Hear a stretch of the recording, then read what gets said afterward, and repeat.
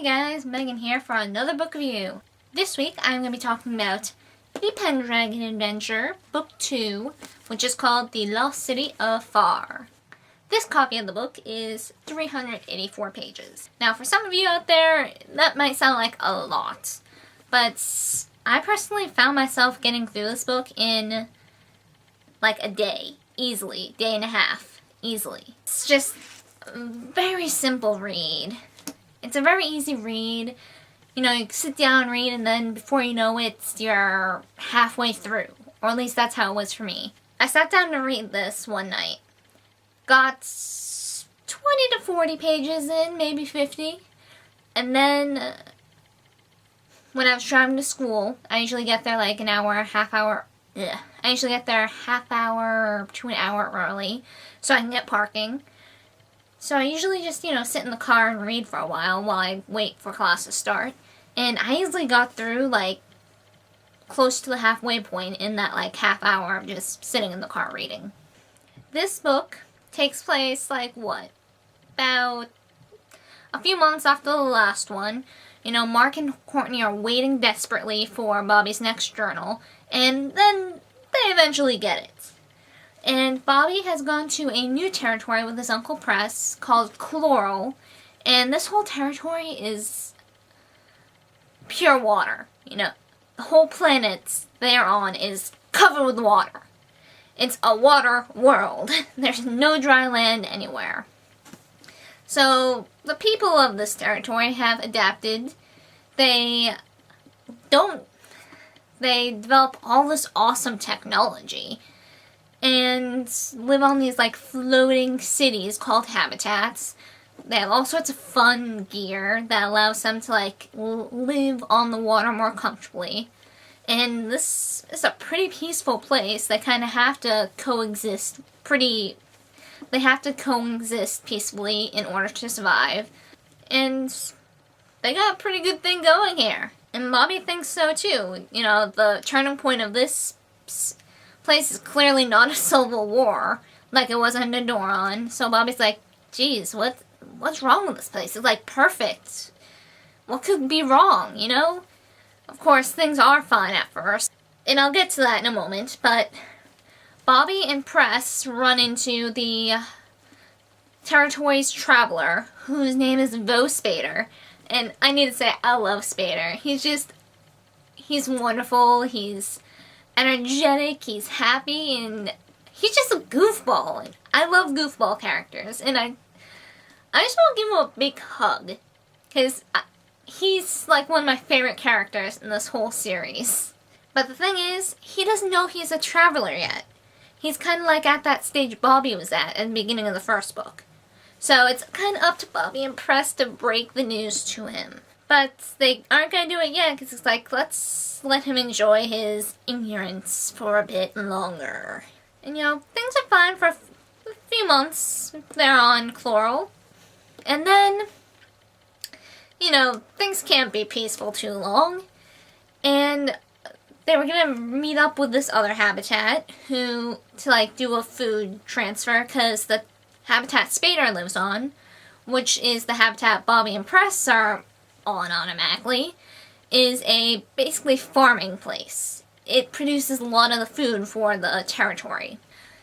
So another habitat was going to be like kind of in the area, pick up their food.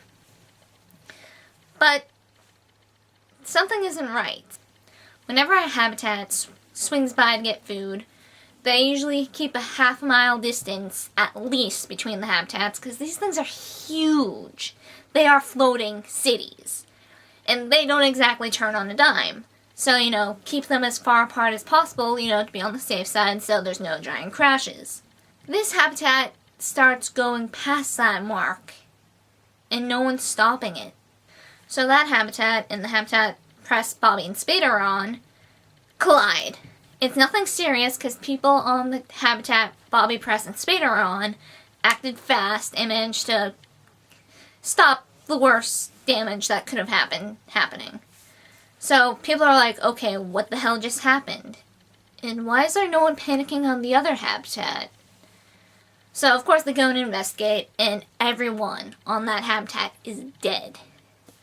That is, I can't remember the exact number they said, but it was somewhere between a few hundred and 1,000 or two people.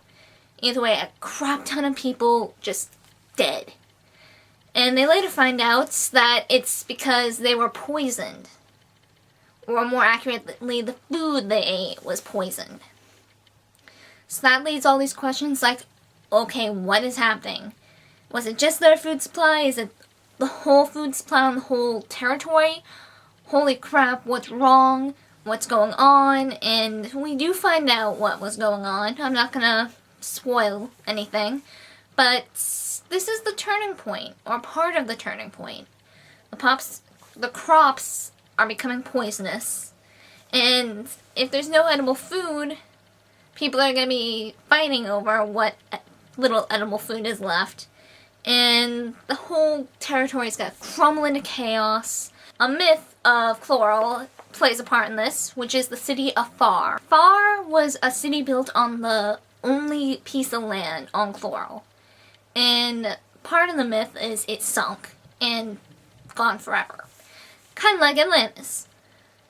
And that's, the general gist of it, They don't go into huge detail of the myth, which I find kind of pity, because I feel that would have been awesome. I would have liked to read that, but whatever. So that's what's going on with Bobby. Mark and Courtney are dealing with their own shit. Andy Mitchell, who is basically a big bully in Mark and Courtney's school, he picks on Mark like crazy. I feel bad for Mark. And he finds out about the journals. And he demands to keep reading them, or he's going to be bringing them to the police. And expose the truth to the world of what happened to Bobby. So Mark has to deal with that. He's trying to keep it a secret from Courtney, because he's like, she's going to be pissed at me. And they're trying to resolve that. So that's more or less what's happening in this book. A few more little bits and pieces of it. Bobby has to tell Spader that he is the traveler to Chloral, and oh, poor Spader. But the ending was so sad. It was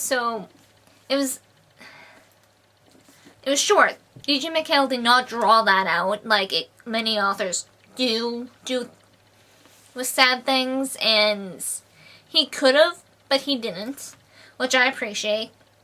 I felt like any more than that was written would have been overkill and kind of ruined the sad moment they had going there. Loving this series.